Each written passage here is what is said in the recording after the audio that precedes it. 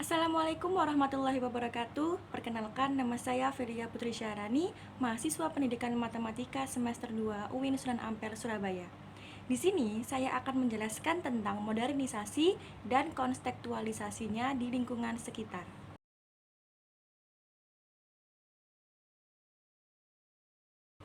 Modernisasi dalam ilmu sosial merujuk pada sebuah bentuk transformasi dari keadaan yang kurang maju atau kurang berkembang ke arah yang lebih baik, dengan harapan akan tercapai kehidupan masyarakat yang lebih maju, berkembang, dan makmur. Diungkapkan pula, modernisasi merupakan hasil dari kemajuan ilmu pengetahuan dan teknologi yang terus berkembang sekarang ini. Tingkat teknologi dalam membangun modernisasi betul-betul dirasakan dan dinikmati oleh semua lapisan masyarakat, dari kota metropolitan sampai ke desa-desa terpencil.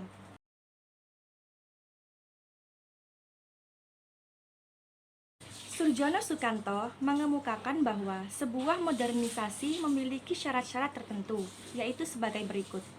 Yang pertama, cara berpikir ilmiah atau scientific thinking yang sudah melembaga dan tertanam kuat dalam kalangan pemerintah maupun masyarakat luas.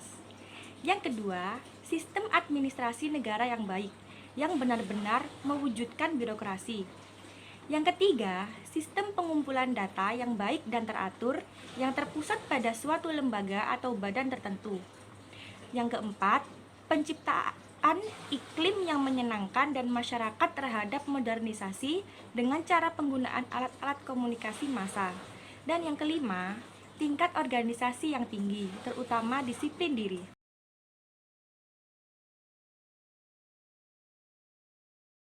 Dampak positif dari modernisasi adalah sebagai berikut. Yang pertama, perubahan tata nilai dan sikap.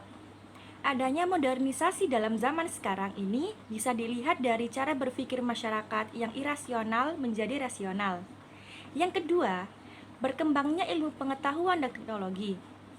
Dengan berkembangnya ilmu pengetahuan dan teknologi, masyarakat menjadi lebih mudah dalam beraktivitas dan mendorong untuk berpikir lebih maju. Perkembangan ilmu pengetahuan dan teknologi pula yang membentuk masa modernisasi yang terus kian berkembang dan maju di waktu sekarang ini. Yang ketiga, tingkat kehidupan yang lebih baik. Dibukanya industri atau industrialisasi berdasarkan teknologi yang sudah maju menjadikan nilai dalam memproduksi alat-alat komunikasi dan transportasi yang canggih, dan juga merupakan salah satu usaha mengurangi pengangguran dan meningkatkan taraf hidup masyarakat. Sedangkan dampak negatif dari modernisasi adalah sebagai berikut. Yang pertama, pola hidup konsumtif. Perkembangan teknologi industri yang sudah modern dan semakin pesat membuat penyediaan barang kebutuhan masyarakat melimpah. Dengan begitu, masyarakat mudah tertarik untuk mengkonsumsi barang dengan banyak pilihan yang ada, sesuai dengan kebutuhan masing-masing. Yang kedua, sikap individualistik. Masyarakat merasa dimudahkan dengan teknologi maju, membuat mereka merasa tidak lagi membutuhkan orang lain dalam beraktivitas, padahal manusia diciptakan sebagai makhluk sosial. Yang ketiga, gaya hidup kebarat-baratan. Tidak semua budaya barat baik dan cocok diterapkan di Indonesia. Budaya negatif yang mulai menggeser budaya asli adalah anak tidak lagi hormat kepada orang tua, kehidupan bebas remaja, dan lain-lain. Yang keempat, kesenjangan sosial. Apabila dalam suatu komunitas masyarakat hanya ada beberapa individu yang dapat mengikuti arus modernisasi dan globalisasi, maka akan memperdalam jurang pemisah antara individu dengan individu lainnya. Dengan kata lain, individu yang dapat terus mengikuti perkembangan zaman memiliki kesenjangan tersendiri terhadap individu yang tidak dapat mengikuti suatu proses modernisasi tersebut. Hal ini dapat menimbulkan kesenjangan sosial antara individu satu dengan yang lainnya, yang bisa disangkutkan sebagai sikap individualistik. Dan yang terakhir atau yang kelima, kriminalitas.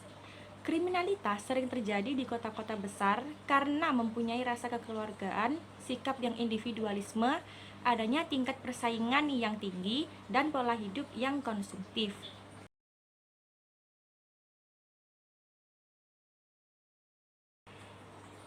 Contoh modernisasi di kehidupan sekitar adalah dengan berkembang pesatnya ilmu pengetahuan dan teknologi atau biasa disebut dengan iptek. Tak dapat dipungkiri, iptek mengalami perkembangan yang sangat pesat dan memberikan dampak yang begitu besar terhadap beberapa aspek kehidupan. Contohnya adalah aspek pendidikan. Di dalam aspek pendidikan sendiri, kemajuan iptek dapat dibuktikan dengan adanya e-learning. E-learning adalah suatu sistem atau konsep pendidikan yang memanfaatkan teknologi informasi dalam proses belajar mengajar.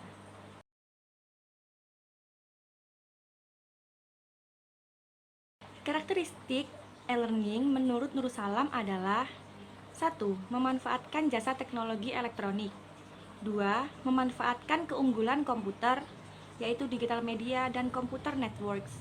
Yang ketiga, menggunakan bahan ajar yang bersifat mandiri atau self-learning materials, kemudian disimpan di komputer, sehingga dapat diakses oleh dosen dan mahasiswa kapan saja dan di mana saja. Yang keempat, memanfaatkan jadwal pembelajaran, kurikulum, hasil kemajuan belajar, dan hal-hal yang berkaitan dengan administrasi pendidikan dapat dilihat setiap saat di komputer. Contoh e-learning yang ada di Indonesia adalah Ruang Guru dan Kuiper. Dengan adanya e-learning ini, dapat menimbulkan berbagai cara berpikir masyarakat. Yang pertama, pelajar merasa diuntungkan dengan adanya e-learning ini, karena e-learning bisa menghemat dari segi waktu, tenaga, dan biaya. Jika ditinjau dari segi waktu, e-learning sangat fleksibel karena pelajar dapat belajar kapan saja, di mana saja, dan dengan tipe pembelajaran yang berbeda-beda. Selain itu, dapat menghemat waktu proses belajar mengajar. Jika ditinjau dari segi tenaga, pelajar tak perlu jauh-jauh ke LBB atau lembaga bimbingan belajar untuk les. Cukup membuka e-learning dari rumah, pelajar dapat belajar. Lalu, tidak menguras tenaga untuk pergi ke bimbingan belajar. Jika ditinjau dari segi biaya, e-learning dapat mengurangi pengeluaran untuk biaya transportasi. Selain itu, e-learning juga lebih murah daripada lembaga bimbingan belajar dan juga menghemat biaya pendidikan. Lalu, cara berpikir masyarakat yang kedua adalah pelajar merasa bahwa cara penyampaian materi di e-learning lebih menarik karena pembelajaran menggunakan video animasi yang berkaitan dengan kehidupan sehari-hari. Yang ketiga, pendidik dan pelajar akan berusaha untuk mengikuti perkembangan teknologi. Demikian video dari saya, kurang lebihnya saya memohon maaf. Wassalamualaikum warahmatullahi wabarakatuh.